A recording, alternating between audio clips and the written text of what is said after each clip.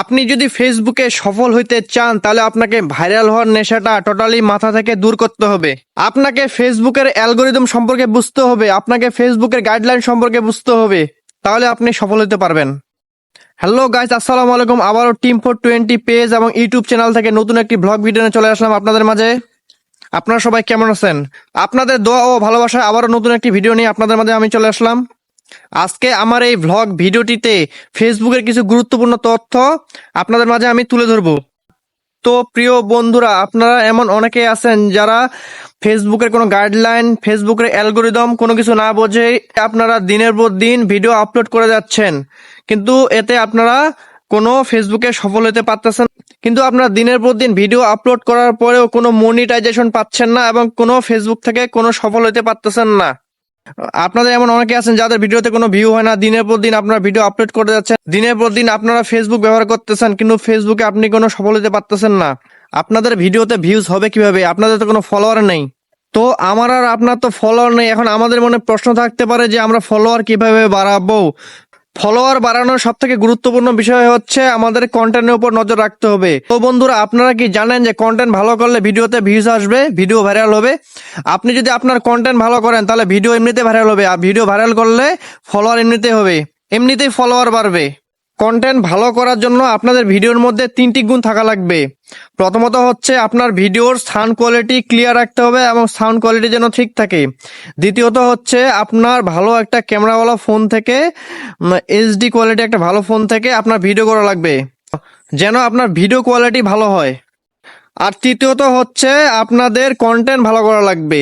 আপনি যদি কন্টেন্ট ভালো করেন তাহলে ভিডিওতে এমনিতে ভিউজ আসবে, ভিডিও এমনিতে ভাইরাল হবে, আর ভিডিও ভাইরাল হলে আপনার পেজটি এমনিতে গ্রো হবে। আপনারা এমন অনেকে আছেন যে ফেসবুকের কোনো নিয়ম কানুন জানেন না, ফেসবুকের কোনো গাইডলাইন জানেন না, ফেসবুকের অ্যালগোরিদম কি সেটা আপনি বুঝেন না। শুধু বন্ধুরা আপনার ভিডিও ছাড়লে চলবে না, আপনাকে ফেসবুকের অ্যালগোরিদম সম্পর্কে বুঝতে হবে। তো আপনাদের মনে এখন প্রশ্ন থাকতে পারে যে ফেসবুকের অ্যালগোরিদম কি? ফেসবুকের অ্যালগোরিদম হলো আপনাকে কখনো অন্যের পিক বা অন্যের ভিডিও ডাউনলোড করে ছাড়া যাবে না। ফেসবুকে মিউজিক লাইসেন্স না পাওয়া পর্যন্ত কখনো মিউজিক ব্যবহার করা যাবে না। কোনো দুর্ঘটনার ভিডিও, কোনো রক্ত, কোনো পশু জবাই করতেছে সেটার ভিডিও, তারপর মৃত লোকের এসব ভিডিও আপনাকে আপলোড করা যাবে না। এসব ভিডিও আপনাকে মনিটাইজেশন পাওয়ার আগ পর্যন্ত আপলোড করা যাবে না। তারপর আপনি ভিডিও করার সময় সাইড থেকে যদি কোনো বাচ্চা কান্নার আওয়াজ থাকে সেই ভিডিওর মধ্যে, এবং কোনো টিভি সাউন্ড যদি ওই ভিডিওর মধ্যে থাকে, তাহলে ওই ভিডিওতে আপনার ইস্যু আসবে। এটাও আপনার ফেসবুকের অ্যালগোরিদম এবং নিয়ম কানুনের বাইরে পড়ে। সো এসব জিনিস থেকে আপনাকে বিরত থাকতে হবে। আপনি যদি ফেসবুকের গাইডলাইন এবং নিয়ম কানুন এবং ফেসবুকের অ্যালগোরিদমের বাইরে কখনো চলাফেরা করেন তাহলে আপনি কখনো মনিটাইজেশন পাবেন না এবং ফেসবুক থেকে কখনো সফল হতে পারবেন না এবং ফেসবুক থেকে কখনো ইনকাম করতে পারবেন না।